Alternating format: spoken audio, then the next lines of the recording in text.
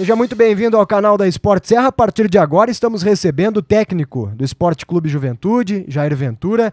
Jair, muito obrigado por ter atendido ao nosso convite. É uma honra, um privilégio aqui para a Esporte Serra conversar contigo. A rigor é a primeira vez que a gente consegue conversar assim de forma mais particular, exclusiva e também sem precisar falar tanto de um pré-jogo ou de um pós-jogo, né? Que é onde a gente mais se encontra aí no dia a dia e acaba tendo que direcionar o foco, né, para aquele assunto. Seja muito bem-vindo, prazer ouvi-lo e sinta-se à vontade aqui na Esporte Serra, um privilégio. Professor, a primeira pergunta que eu te faço é a seguinte, né, como é que tá a adaptação a Caxias do Sul ao teu primeiro verão de Caxias do Sul, né, porque todo mundo sabe que aqui é frio. Agora, poucas pessoas acreditam que faz, às vezes, 33 graus em Caxias do Sul. Seja bem-vindo. É verdade. Primeiramente, agradecer pelo convite, William. Mandar um abraço aí para todos que nos acompanham do Esporte Serra. É um prazer todo meu estar falando com você. Eu tô surpreso, não vou mentir, não.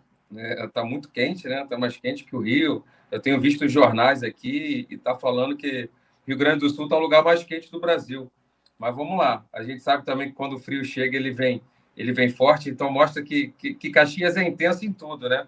Tudo que aqui se faz é intenso. Como foi o nosso ano com a Juventude. Um ano muito intenso, o ano passado, né? Foram 11 jogos aí de muita luta, guerra, entrega, mas que acho que graças à entrega de todos os jogadores, a gente conseguiu o nosso principal objetivo, que era a permanência na Série A. Bom, Jair, a primeira pergunta, falando do teu trabalho, é a seguinte.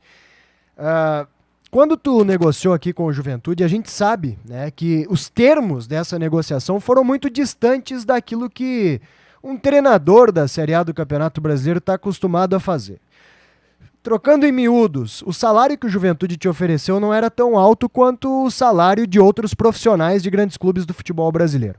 Além disso, naquele momento, tu topou vir para o Juventude sem um preparador físico, né? Acreditando no preparador físico que era da casa, em que pese tu ter trazido 2 auxiliares, mas o preparador de goleiros era do Juventude, o fisiologista, o fisioterapeuta, enfim, comissão técnica do clube e salário menor. Então eu te pergunto, o que te levou a aceitar, né, esse desafio?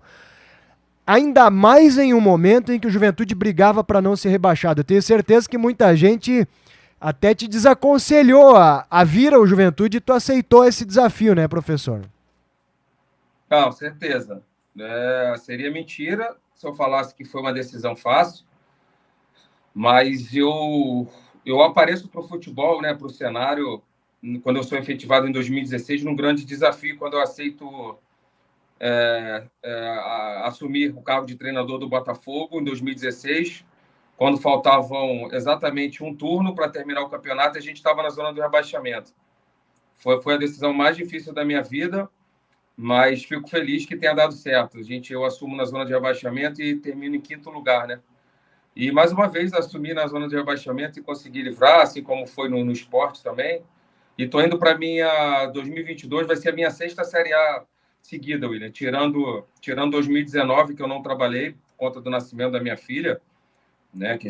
Eu sou muito intenso em tudo que eu faço, né? Eu estou aqui esse tempo todo sozinho, sem ser a minha família, me dedicando ao máximo à juventude. Então, por isso eu tirei um ano para poder curtir a minha filha. Eu vim alguns anos tentando ser pai e quando o Papai do Céu me abençoou, eu achei que era o momento de eu curtir a minha filha e me preparar ainda mais para voltar. Então, o principal que me fez aceitar o desafio foram os atletas. Eu tenho um estudo de todos os clubes. Enquanto eu estou em casa, eu estou trabalhando e estou vendo todos os clubes, elenco, possibilidades de trabalho, de futuros trabalhos, e faço uma análise. E eu boto cada clube com uma cor. Esse clube eu aceitaria, esse não aceitaria, esse eu aceitaria por isso. E o Juventude eu aceitaria pela qualidade dos jogadores. Um grupo muito enxuto, é verdade, mas um elenco, né, aqueles que nós usamos, aqueles que eu era sabedor que eles tinham para me entregar. Eles tinham para entregar o que me entregaram e a gente conseguiu o nosso objetivo. Não seria fácil, por ter o menor orçamento da Série A, né? Mas que pela entrega deles eu sei que era possível. E foi como foi possível. Então, fico feliz. Lógico que as coisas poderiam não ter dado certo por alguns detalhes, né? Por exemplo, como teve detalhe negativo, num pênalti que não foi pênalti do Auan, que todo mundo na televisão falou, depois naquele programa, né, de arbitragem, me fugiu o nome agora, todo mundo falou que não foi. Enfim, as coisas acontecem assim. Mas fico feliz que tenha dado certo. Já estou extremamente adaptado aqui. A gente sabe que o case que eu costumo usar é o case do Flamengo, de sucesso, porque eles conseguem manter os principais jogadores desde 2019 e ainda se reforçar, mas a gente sabe que o Juventude não tem essa realidade financeira e a gente tem que praticamente começar um novo trabalho. Então, estamos numa remontagem. Estava em reunião agora para ver jogadores, para que a gente possa ter um grupo mais homogêneo, a gente possa ter um investimento um pouco, né, dentro da realidade do Juventude, mas um pouco maior, para que a gente possa sofrer menos, né, William? Para que não possa ir na última rodada e ainda ter que depender de resultados, que a gente possa conseguir. É o objetivo do Juventude ainda. Está bem claro pelo Valtinho, pelo Pioneiro e por todos nós aqui, que é a permanência, né? Mas, lógico, a gente conseguindo a permanência o quanto antes, a gente vai brigar por voos maiores, que todos nós, como profissionais, queremos, assim como a nossa torcida também quer. Jair, eu gosto de aproveitar quando os técnicos conversam com a gente nesses espaços aqui, que dá pra gente falar um pouquinho de outras coisas, que não seja só o jogo, ou pré-jogo, ou pós-jogo, para falar sobre coisas muito importantes de trabalho e de dia a dia. Onde é que eu quero chegar? Hoje em dia, as pessoas rotulam muito os técnicos, né? Esse é reativo, esse joga assim, aí daqui a pouco sai um vídeo no YouTube lá, Jair, não sei se tu concorda comigo, como joga o fulano de tal. Aí o pessoal tira 3 fotos, né? E define o técnico. Até esses dias conversei sobre isso com o técnico do Caxias. Este técnico faz saída de 3. Mas às vezes eles pegaram uma foto do momento que o volante desceu lá para a linha dos zagueiros, até por iniciativa do próprio volante, e o pessoal diz, olha aqui, ele joga com a saída de 3 e tal. Mas o jogo teve 1h30 e muitas vezes as saídas foram diferentes, foram diversas, né? Enfim, ou joga posicional, ou joga com bola longa. Só que nada disso dá certo, né, Jair? Quando o grupo não compra a ideia do treinador, né? Quando o extrema não baixa lá para marcar o lateral, não adianta tu pedir para ele fazer isso se ele não faz. E a gente percebe no Juventude, desde o teu primeiro jogo, Jair, desde o jogo contra o Ceará, que os atletas estavam a fim de fazer aquilo que você pediu a eles, né? Deram a vida, lutaram, os caras saíam mais magros do jogo, corriam pra caramba, se dedicavam, cumpriam as funções táticas. E agora eu vou chegar na pergunta. Essa situação de o atleta acreditar e comprar a ideia do treinador, na tua opinião, ela chega a ser mais importante do que propriamente o modelo que tu define ou o esquema tático que tu vai utilizar naquele jogo, Jair? Eu acredito num conjunto, William. Eu acredito, isso é meu, tá? Eu acredito em 5 pilares fundamentais para a vida do treinador: liderança, gestão, comunicação, percepção, porque a minha percepção e a sua e de todos os outros treinadores são diferentes. Não estou falando qual é a melhor, qual é a pior. Eu posso ter uma leitura de um jogo, você ter outra totalmente diferente. Eu posso ter uma leitura de um jogador e você ter outra totalmente diferente. Eu posso enxergar a característica dentro de um Bruno Silva, que era um zagueiro no Avaí, e ter jogado de externo comigo. Então, uma coisa que só o treinador enxerga de alguma maneira. E o controle emocional. O que é o controle emocional, William? É como o treinador reage pós uma derrota. Como o treinador reage quando ele recebe elogios. Né? Como essa abordagem é feita para os treinadores. Eu parto de um pressuposto, William, que todos nós hoje, pela globalização, temos o mesmo conhecimento. Eu tenho a licença Pro, o treinador C tem a licença Pro, o treinador A tem a licença Pro e o treinador Y tem a licença Pro. Por isso, esses 5 pilares fazem a diferença na minha humilde concepção. Comunicação. Eu posso ter o melhor conhecimento de futebol, de modelo de jogo, de todas as fases do jogo, mas eu não consigo vender isso para os meus jogadores. Eu não consigo ter a linguagem deles. Eu não consigo ter essa comunicação facilitada para eles entenderem a ideia de jogo e comprar a ideia. Nós somos vendedores de ideias. Conteúdo, você não pode ser, eu não posso pensar que tem algum treinador na Série A que não tem conteúdo suficiente para ser treinador da Série A. Por isso que eu vejo essas percepções, esses 5 pilares como determinantes. E é assim que eu faço por todos os clubes que eu passo. Você falar de rótulos, né? A gente também tem rótulos, né? E os rótulos negativos, eles aparecem quando as derrotas aparecem. O Abel, antes de ser bicampeão da Libertadores, todo mundo estava batendo nele, que ele era um treinador reativo. Ele foi bicampeão da Libertadores e o rótulo do Abel Ferreira sumiu de treinador reativo porque ele ganhou. Agora, se ele não ganhasse, ele perdeu, porque ele era um treinador reativo. Se você pega o nosso jogo do Atlético Mineiro, campeão de tudo do ano, a gente fez um jogo reativo.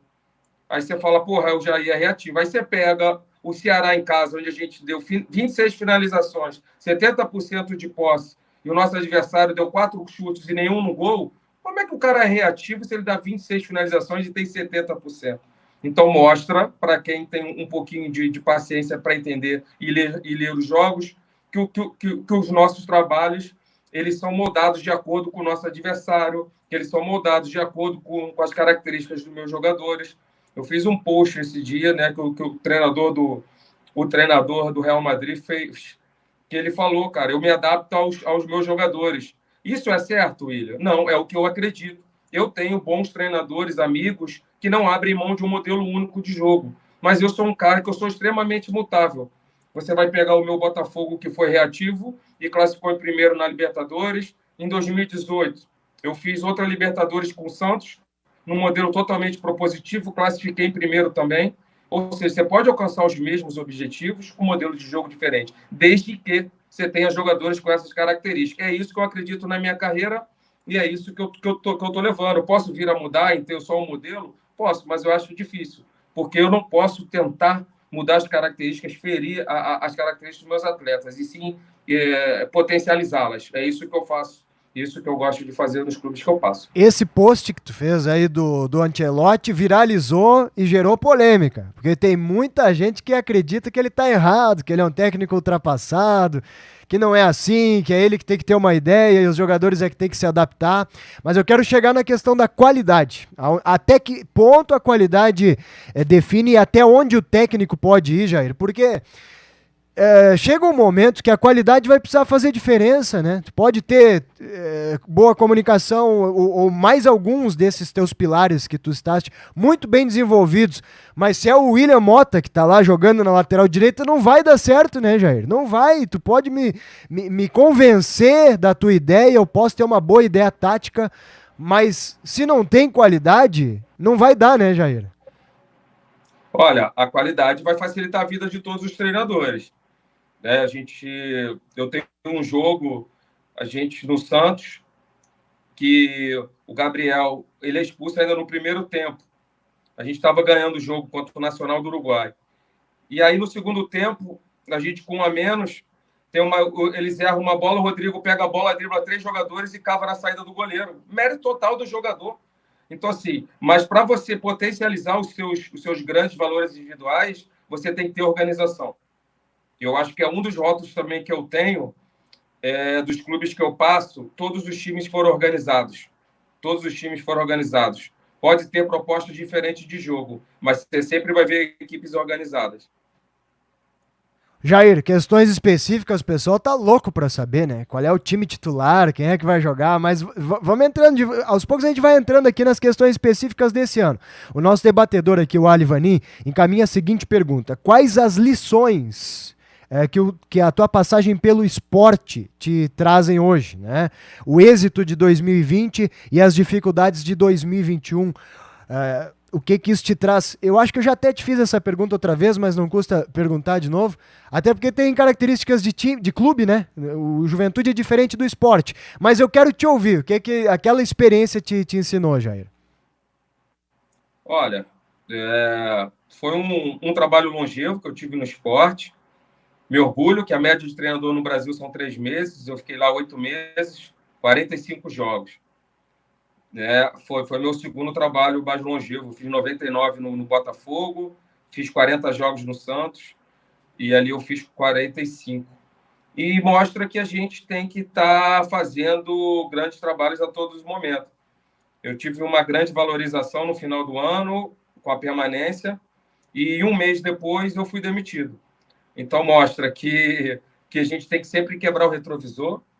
A gente tem que estar sempre provando, a gente tem que estar sempre fazendo o nosso melhor, porque a vida do treinador não tem passado, é sempre o presente, é sempre o próximo jogo, e por isso que eu levo, William, cada jogo como jogo, uma final de Copa do Mundo. Eu não tenho metas de 3, 4, 5, 6 jogos, tantos pontos, respeito os amigos que têm, né, que fazem esses ciclos de jogos e tantos pontos possíveis, eu levo cada jogo como o jogo mais importante da minha vida, o meu próximo jogo. Lógico, por vezes, você tem um jogo de Copa do Brasil ou de Libertadores, como eu disputei 20 jogos, um jogo anterior de um campeonato regional, você vai priorizar a sua Copa do Brasil.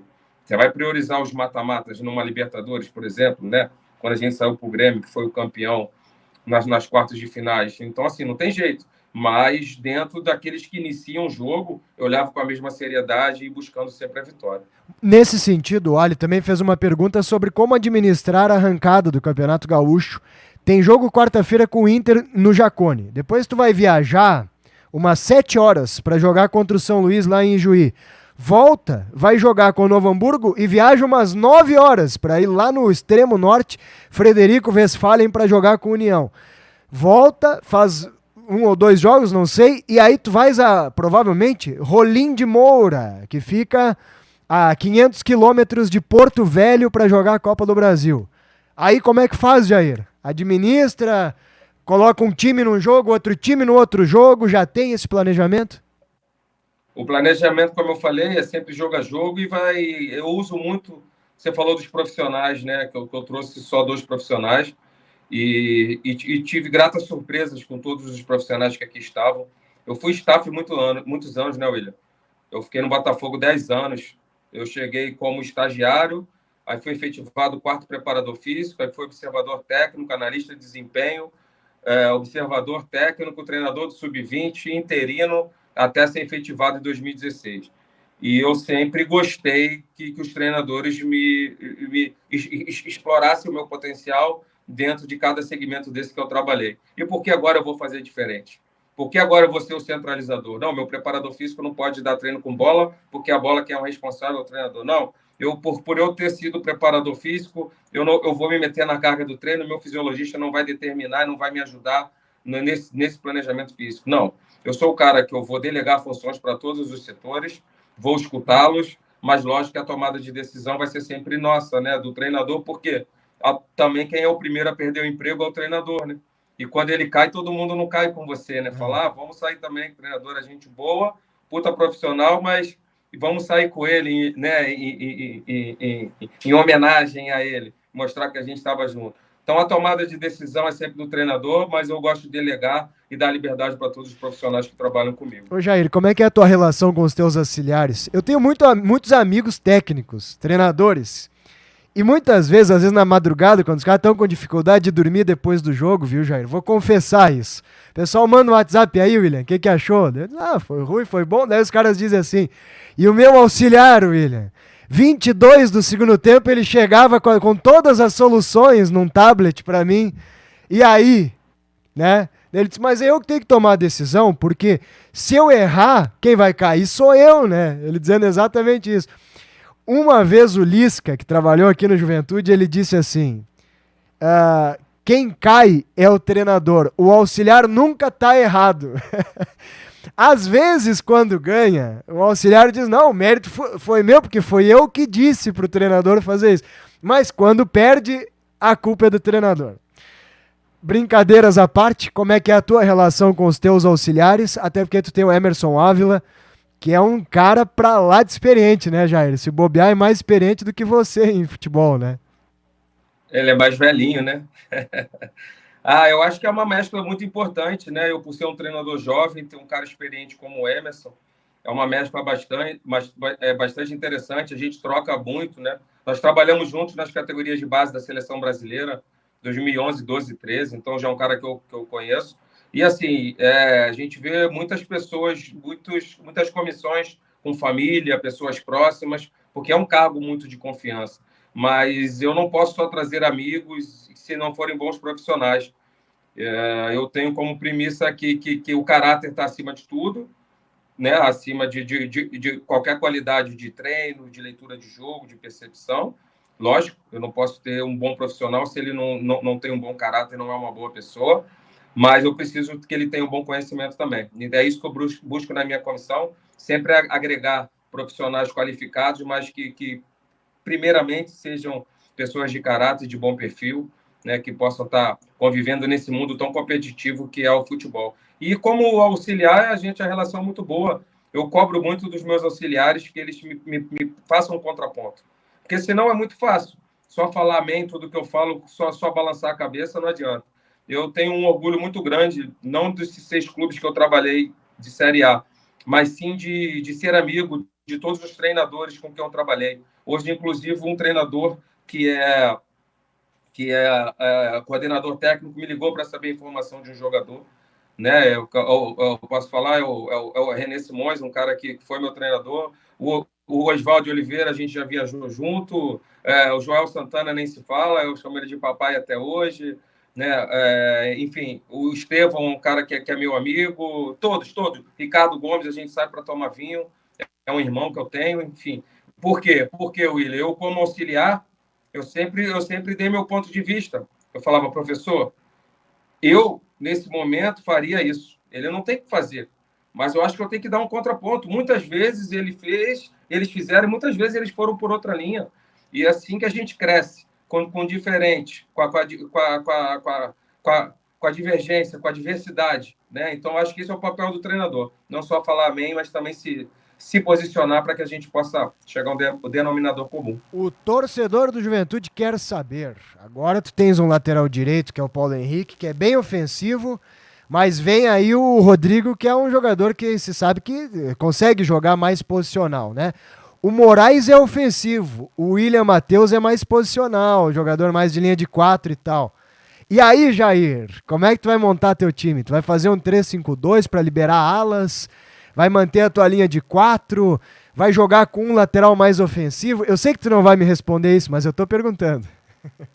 Não, pior que vou, William. Pior que vou. Porque você pegar esses 11 jogos,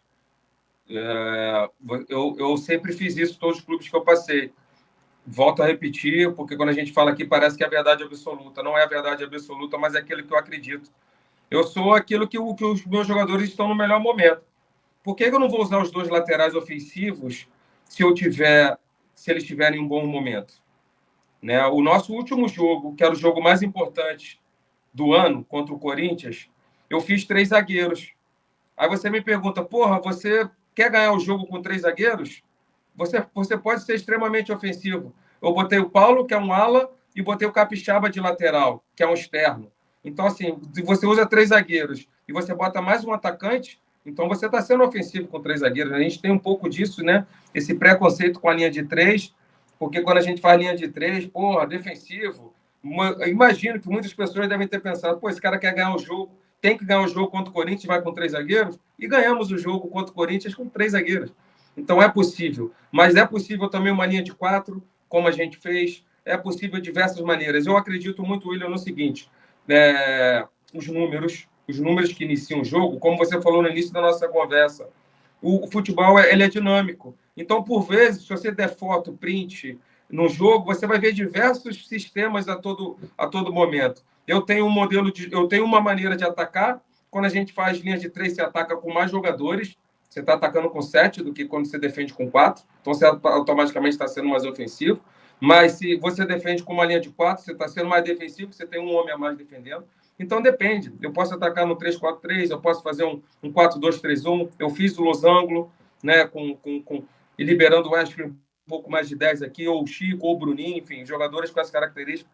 Quem vai me determinar o sistema de jogo que eu vou iniciar a partida são os atletas. Aqueles que tiveram no melhor momento, a gente vai achar um sistema que ele se encaixa melhor. Mas, William, o modelo de jogo, a ideia de jogo, ela é independente de sistema.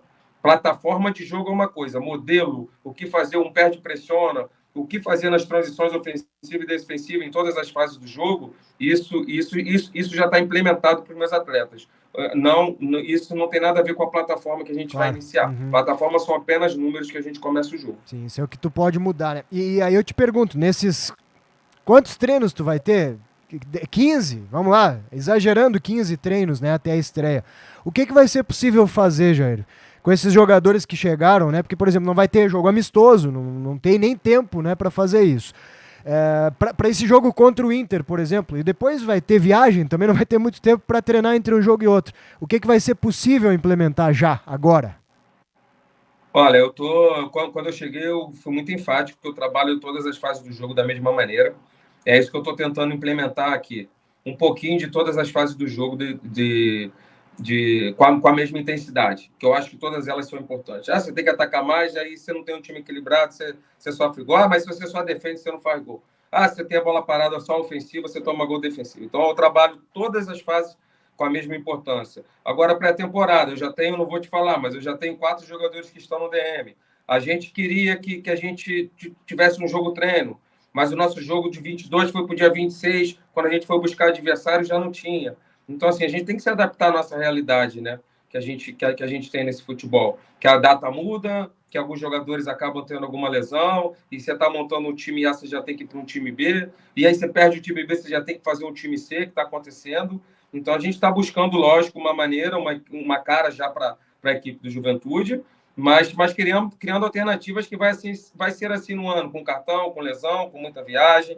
Então, assim, a gente sabe que no início a gente vai sofrer, porque a gente não fez nenhum jogo treino, a gente vai praticamente, a nossa ideia, lógico, a gente já quer começar 1000%, mas a gente sabe que também não adianta começar 1000% e chegar nos últimos jogos do Campeonato Brasileiro, a gente está numa decrescente, né? A gente tem que saber que o nosso maior objetivo é o Campeonato Brasileiro, que é a nossa permanência na Série A, e a gente tem que trabalhar, né, nessa situação da gente estar cada vez melhor, melhorando para a nossa prioridade, que é o Campeonato Brasileiro. Mas aí a gente tem Copa do Brasil, que financeiramente é importantíssimo para o clube. A gente sabe que o campeonato regional, principalmente para o treinador, pode ser um cemitério, e a gente tem que levar com muita seriedade.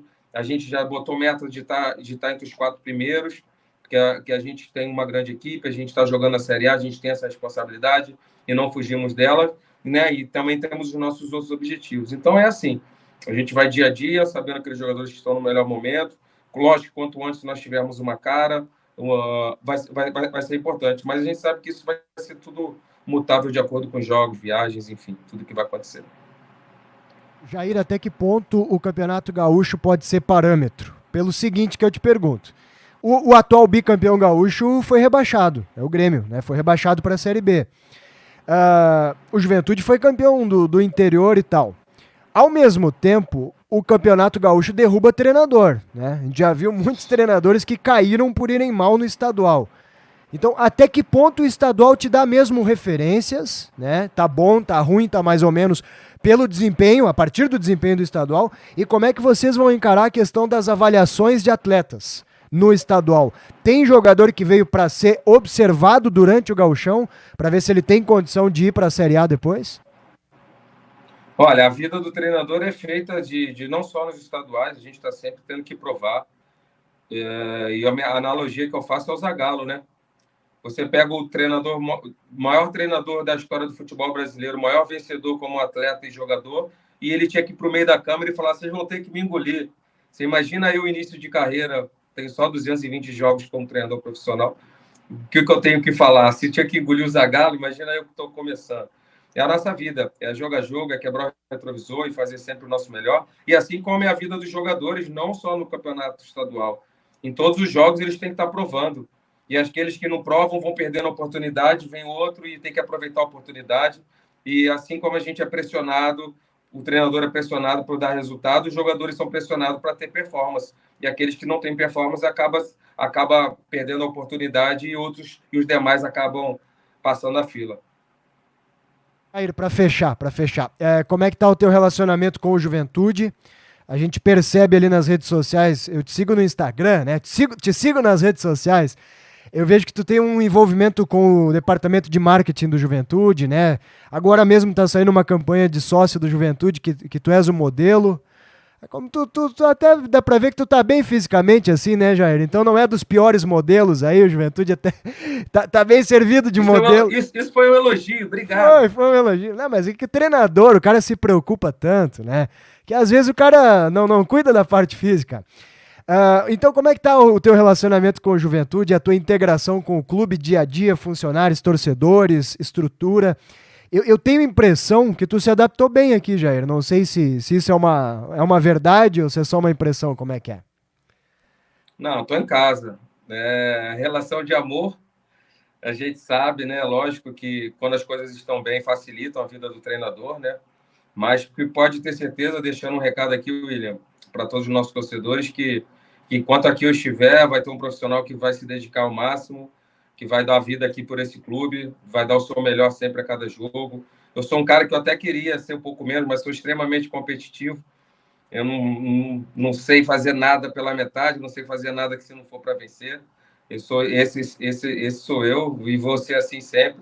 Mas eu estou muito feliz, adaptado à cidade, feliz com o carinho da torcida, né? Feliz no clube, feliz no clube. A gente sabe que quando você faz um grande trabalho, como nós fizemos, todo mundo é valorizado, né? Como jogadores que aceitaram outras propostas de outros clubes porque entenderam que era o momento deles saírem. Aqueles que aqui ficaram têm a nossa confiança, né?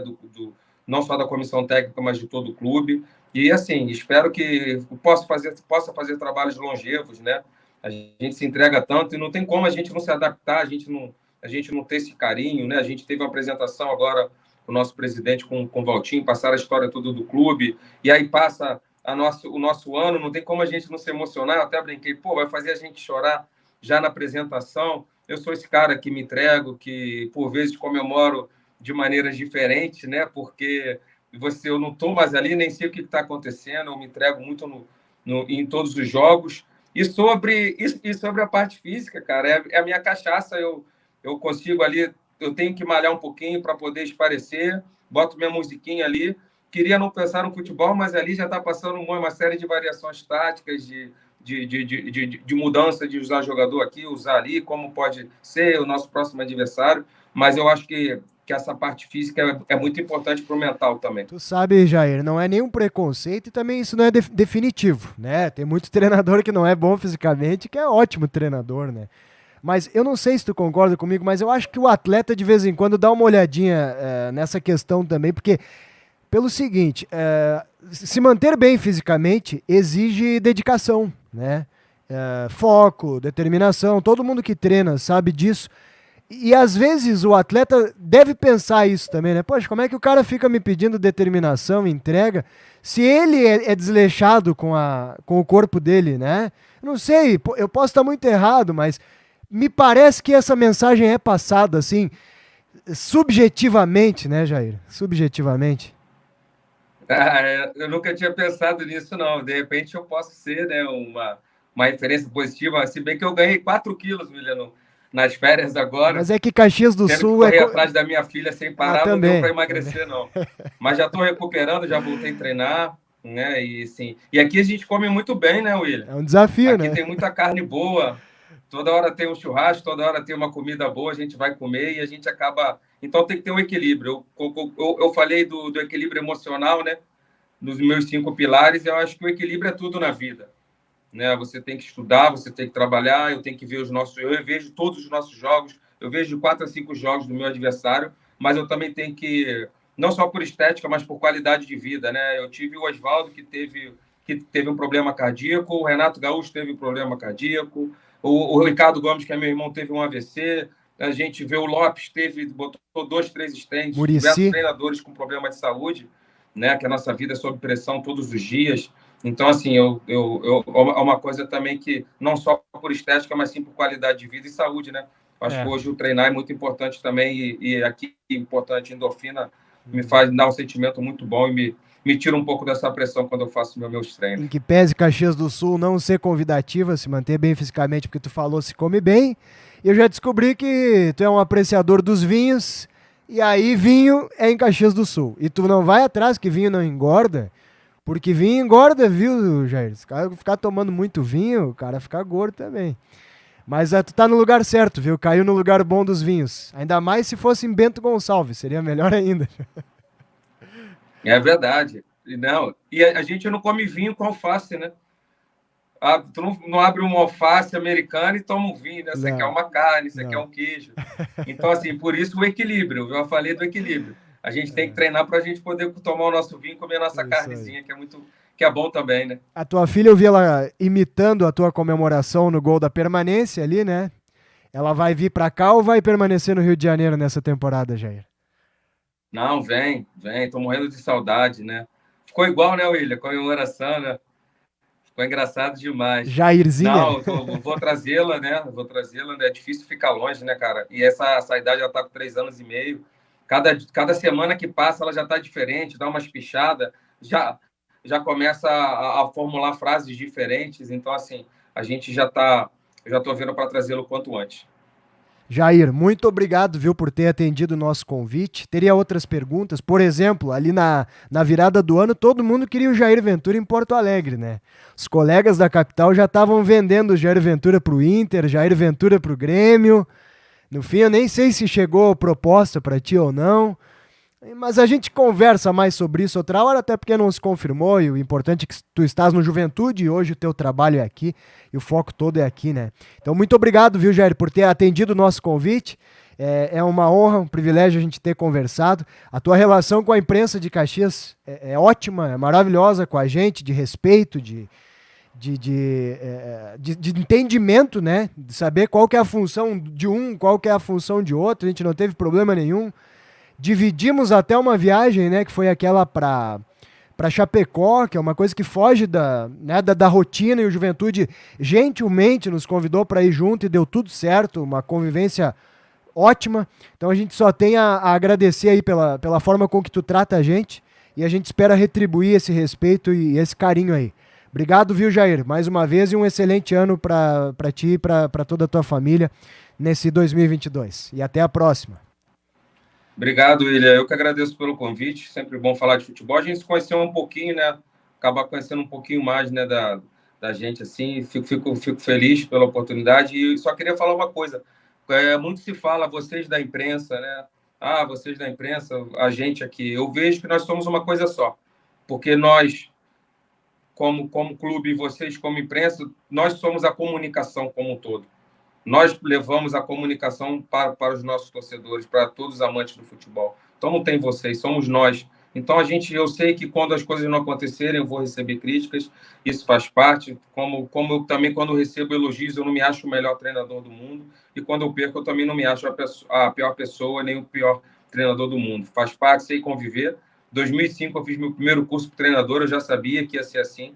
Então, por todos os clubes que eu passei, eu sempre trato com o maior respeito e carinho também, porque todos os nossos torcedores precisam dessa comunicação boa entre clube e imprensa, que nós somos um só. Nós somos a comunicação do futebol brasileiro. Um grande abraço, obrigado pela oportunidade aí. Que agradecemos e até a próxima. Jair Ventura, técnico do Juventude, nosso convidado. Um grande abraço e até o próximo vídeo.